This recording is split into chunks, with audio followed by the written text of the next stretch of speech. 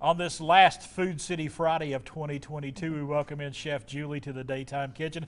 And Chef Julie, Happy New Year, first of all. Happy New Year to you, too. All right, very good. But we're talking about puff pastry today. We are. One of the most versatile things that you can actually bring into your kitchen. Well, it is. And as I was thinking about today, I was like, you know, we've had this wonderful holiday season, all these gatherings, parties with work and school and family and friends, and we're tired.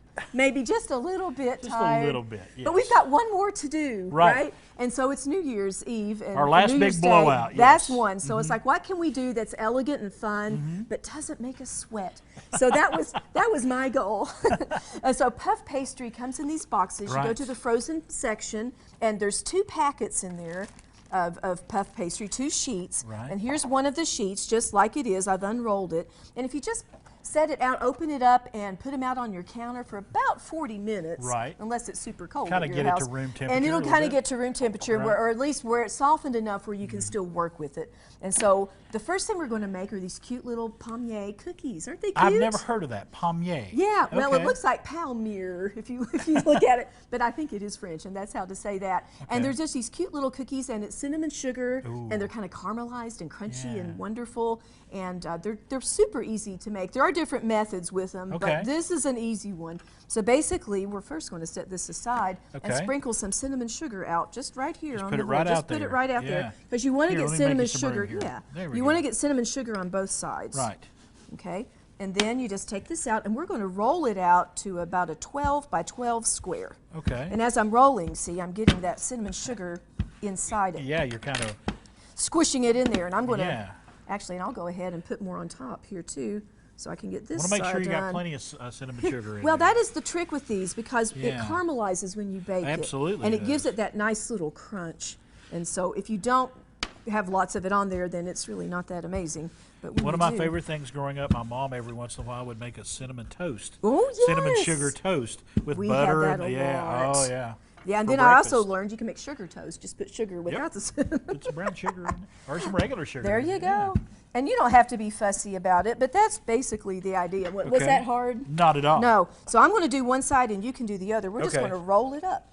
So you just take it and roll it to the center, and you want to keep it kind of tight, as tight as you can. And we'll just roll it up till it meets in the middle. Kind of like this? Yep, just like that. So this is simple. Some of your kids could make these, actually. Absolutely. You know, if you've got folks in the house that need something to do. So we're just meeting in the middle. Just meeting in the middle. All right, there we go. Okay, and once you have that, what you're going to want to do is get you some plastic wrap and just kind of wrap it up, stick it in the freezer for 30 minutes. All right. That's all you got to do. And when you do, you'll have this kind of frozen log, and you'll cut them out.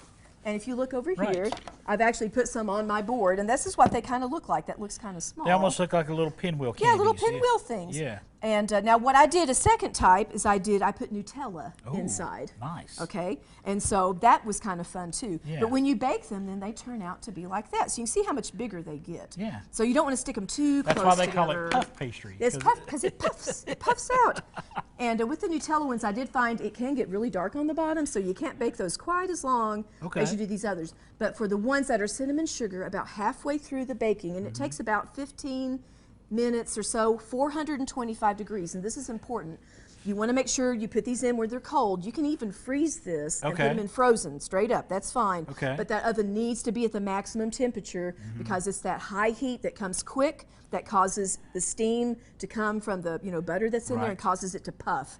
So if you don't have it at the right temperature, you're not going to get the right result. You got to make sure you freeze that when you roll it up, because you're not going to be able to cut it correctly if you don't have it frozen. And even then, if it's not completely frozen when you put it in, make sure it's good and cold at least, and it just bakes better. But about halfway through, you're going to take and flip them over and get the other side so it gets caramelized on both. And they're just delicious. They're just these crunchy little bits of heaven right here.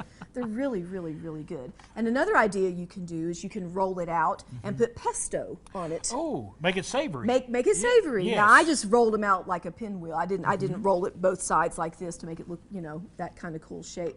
But that's another thing you can do, and the same general idea. But I love the pesto idea. Yes, and that Yeah. makes it a savory. So that's the thing with puff pastry, you can go savory or Right. sweet. Make you a little snack for a football game or something Exactly, like that. and it doesn't take that long to do. All right. We're going to come back here in a few moments, show you another way to use puff pastries, make a little something even more savory. Yes. All right. Chef Julie, we appreciate you. Folks, if you want to find out about everything we've done here today, check out bakingwithjulie.com or also go to foodcity.com.